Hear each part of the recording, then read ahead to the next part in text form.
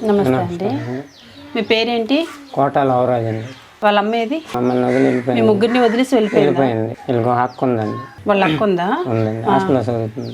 మేము ముగ్గురమేనండి. ఇంక మాకు ముందు వెనక ఇంకెవరు లేరు. పిల్లలు సంసారం వద్దనుకొని వెళ్ళిపోయింది. తన సుఖం కోసం తను చూసుకుని వేరే వాళ్ళతో వెళ్ళిపోయింది.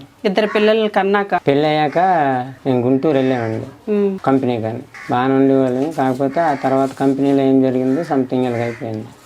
కంపెనీలో పనికి వెళ్ళి అక్కడ వేరే వాళ్ళతో పరిచయం పెట్టుకొని ఇంకా మనసు అంతా ఇటువైపు లేకుండా అటువైపు పిల్లలు కని కూడా తన సుఖం తను ఎలా చూసుకోగలిగింది, పిల్లలు ఏమైపోతారు, ఎలా ఉంటారు, మీరు ఒక్కరు చూసుకోగలుగుతారా లేదన్న ఆలోచన కూడా లేదండి.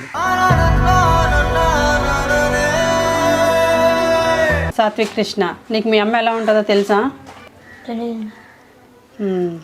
మీ అమ్మ ఎక్కడైనా ఉంటే వెళ్తావా? ఇప్పుడు వెళ్ళవా? ఏరా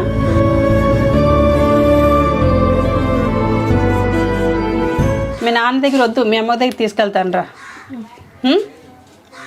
ఏరా అమ్మొద్దా నీకు?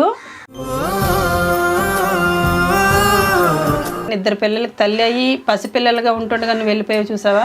ఆ పాపం మరి తగలకూడదని కోరుకుంటాను, కానీ మరి అది నా చేతిలో ఉండదు, భగవంతుడి నిర్ణయం. తగలకన్నా అయితే ఉంచడు. సో అంతే, పశ్చాత్తాపం తర్వాత పడినా ఫలితం లేదు. నేను మీకు రేషన్ ఇస్తాను, తీసుకోండి.